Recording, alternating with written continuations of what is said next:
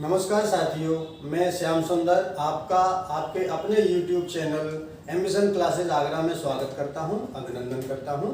और आज हम एक नया टॉपिक सीखने वाले हैं, साझेदारी। साझेदारी क्या होती है? जब दो या दो से अधिक व्यक्ति मिलकर किसी व्यवसाय में पूंजी निवेश करते हैं तो उसे साझेदारी कहते हैं। अब साझेदारी को और ज़्यादा सीखने के लिए मैं बताता हूं आपको कि साझेदारी दो प्रकार की होती है। एक सरल साझेदारी और दूसरी होती है मिश्र साझेदारी। यदि व्यक्ति समान समय के लिए पूंजी निवेश करते हैं तो वो सरल साझेदारी होती है, और यदि दो या दो से अधिक व्यक्ति भिन्न भिन्न समय के लिए, अलग अलग समय के लिए पूंजी निवेश करते हैं तो उसे मिश्र साझेदारी कहते हैं। साझेदारी का सिद्धांत है कि जिस अनुपात में व्यक्ति पूंजी निवेश करेंगे उसी अनुपात में उनको मुनाफा भी प्राप्त होगा। अब यहां से आगे सवाल देख लेते हैं। पहला सवाल आपके लिए है कि तीन साझेदार P, Q तथा R किसी व्यवसाय में क्रमशः 16,000 रुपए, 18,000 रुपए एवं 23,000 रुपए निवेश करते हैं।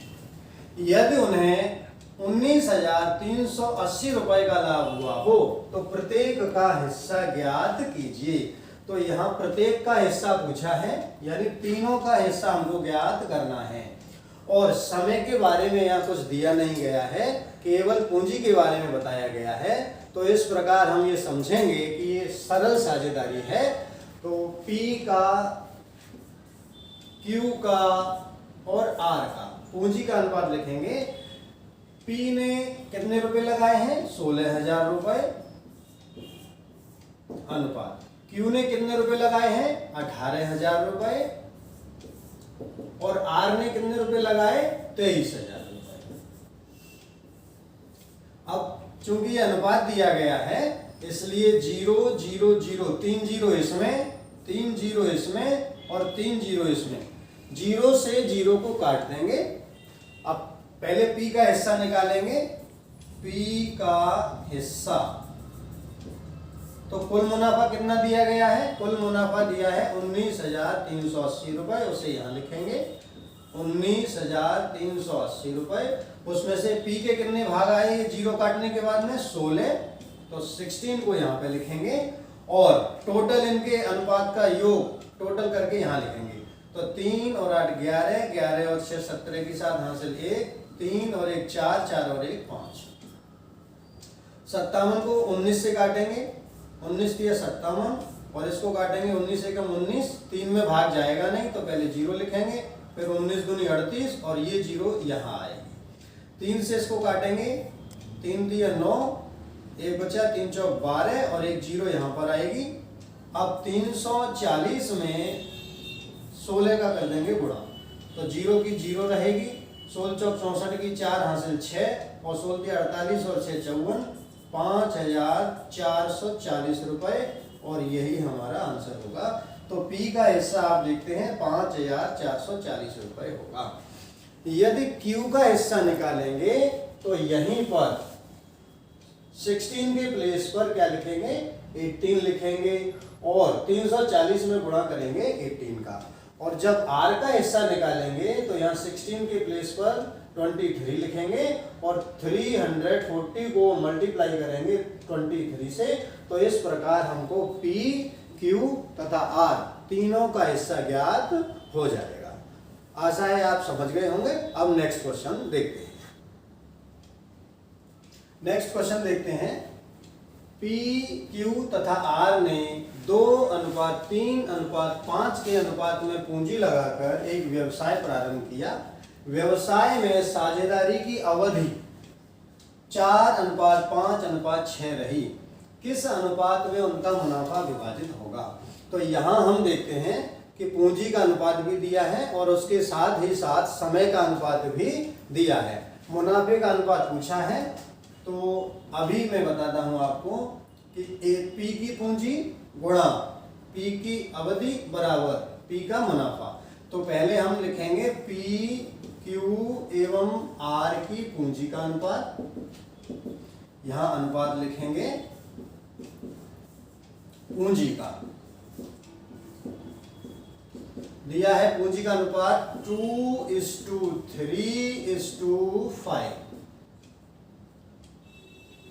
और समय का अनुपात दिया है 4:5:6। मुनाफे का अनुपात पूछा है। तो साझेदारी का सिद्धांत है कि पी की पूंजी गुणा पी का समय बराबर पी का मुनाफा। तो पहले हम पी की पूंजी के 2 भाग हैं और समय के 4 भाग हैं, तो इसका मल्टीप्लाई कर देंगे, 2 4 जा 8, फिर इसका इसमें कर देंगे, 3 5 जा 15 और फिर इसका कर देंगे 5 6 जा 30।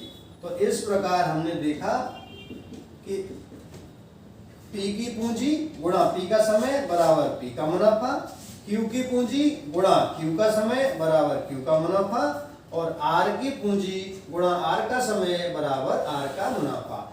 तो 4 दूनी 8, 5 तिया 15 और 6 पंजे 30। तो इस प्रकार मुनाफे का अनुपात आया हमारा पी क्यू आर का 8:15:30 और यही हमारा उत्तर है। नेक्स्ट अगला सवाल देखते हैं। x और y ने 5:6 के अनुपात में पूंजी लगाकर एक व्यवसाय प्रारंभ किया है। x 8 महीने बाद अपनी पूंजी वापस ले लेता है। यदि उन्हें 5:9 के अनुपात में मुनाफा प्राप्त हुआ हो तो y ने कितने समय के लिए पूंजी निवेश किया था? y ने कितने समय के लिए, तो y का समय पूछा है। साझेदारी का सिद्धांत है x की पूंजी गुणा x का समय बराबर x का मुनाफा। तो x ने किस अनुपात में पूंजी लगाई है? 5 अनुपात में पूंजी लगाई है, गुणा x का समय दिया है कितना? 8 महीने। तो x का समय 8 महीने बटे y ने किस अनुपात में पूंजी लगाई है? 6 अनुपात में, इनटू y का समय हमें पता नहीं है तो हम मानेंगे x बराबर x का मुनाफा 5 भाग है बटे y का मुनाफा 9 भाग है। अब यहाँ हम देखेंगे कि 5 से इस 5 को काटेंगे 1 बार और 2 से 6 को काटेंगे 3 बार और 8 को काटेंगे 4 बार। इस 3 से 9 में भाग देंगे 3 बार। x का गुणा 1 से करेंगे x और 4 का 3 से कर देंगे तो 4 3 जा 12। तो x का समय आया 12 माह या 12 महीने और यही हमारा उत्तर है। तो साझेदारी का सिद्धांत आप लोग ध्यान रखेंगे कि x की पूंजी गुणा x का समय बटे y की पूंजी गुणा y का समय बराबर x का मुनाफा बटे y का मुनाफा। और इस प्रकार के सवाल एसएससी में, बैंक में, रेलवे में आप पाते हैं और बहुत अच्छे से आप समझिए इसको और बहुत जल्दी आप इसको हल कर सकते हैं। नेक्स्ट अगला प्रश्न देखते हैं। P और Q 7:9 के रेशियो में पूंजी लगाकर एक साझा व्यवसाय शुरू करते हैं। 8वें महीने की समाप्ति पर P अलग हो जाता है। यदि उनका मुनाफा 8:9 के अनुपात में हो तो बताइए Q कितने समय तक इस व्यवसाय में शामिल रहा। तो Q के समय के बारे में पूछा है। तो पिछले सवाल में मैंने आपको बताया कि P की पूंजी कितने भाग है? 7 भाग गुणा P का मुनाफा किस अनुपात में है? 8वें महीने की समाप्ति। P का समय दिया है 8 महीने तो गुणा करेंगे 8 से बटे Q की पूंजी 9 भाग और गुणा Q का समय पूछा है तो हम x मानेंगे बराबर P का मुनाफा कितना भाग है? 8 और बटे Q का मुनाफा 9।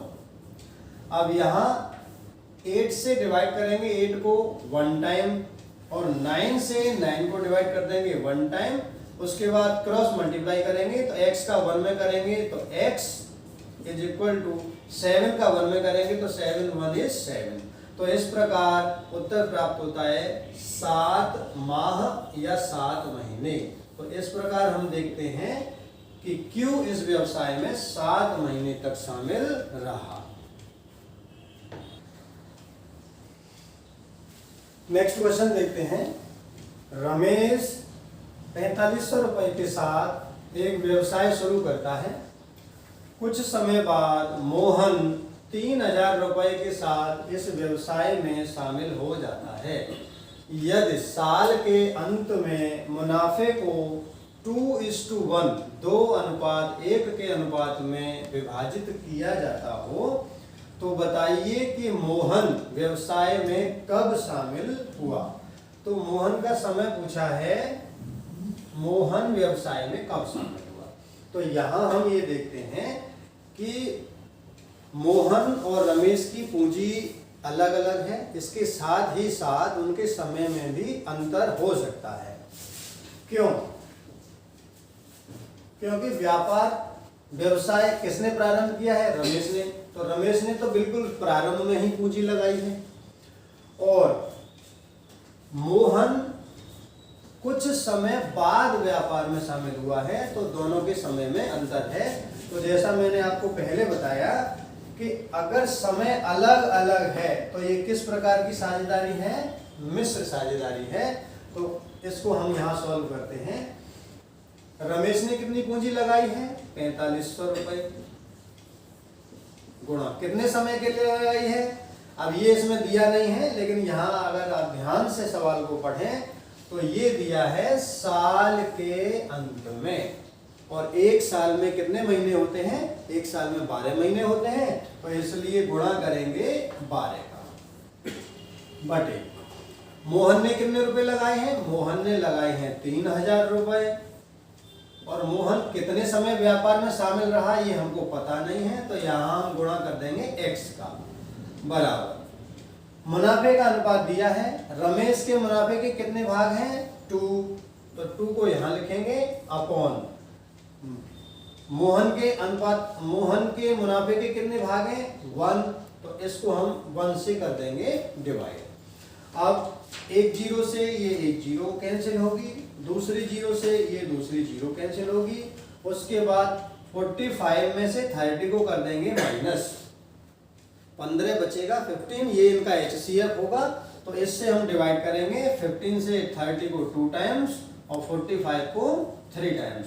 अब 2 से डिवाइड करेंगे 12 को 6 टाइम, इस 2 से डिवाइड करेंगे 2 को 1 टाइम्स और 6 को करेंगे 3 टाइम्स। और यहाँ हम देखते हैं कि 3 3 जा 9, तो जैसे ही हम क्रॉस मल्टीप्लाई करेंगे तो x का 1 से करेंगे x इज इक्वल टू 3 3 जा 9।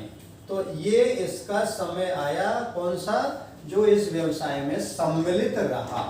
तो मोहन कितने महीने सम्मिलित रहा? 9 महीने।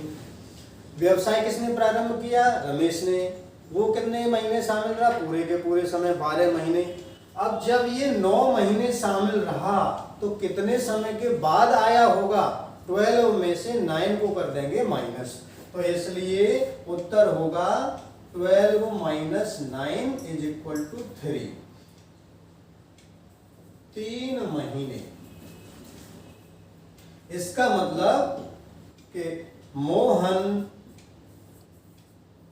3 माह बाद व्यवसाय में शामिल हुआ।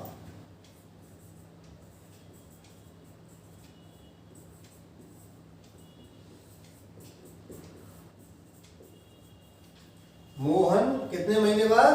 3 महीने बाद व्यवसाय में शामिल हुआ, और यही हमारा उत्तर है। नेक्स्ट क्वेश्चन देखते हैं।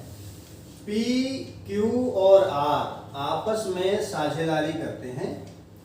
P चौथाई पूंजी चौथाई समय के लिए लगाता है। Q 1/5 पूंजी आधे समय के लिए लगाता है। शेष पूंजी R लगाता है पूरे समय के लिए।